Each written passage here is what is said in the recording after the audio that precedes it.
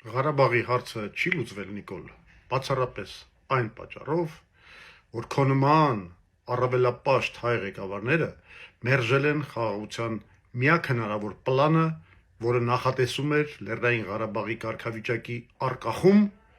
ինչին համաձայն էր նաև Ադրբեջանը։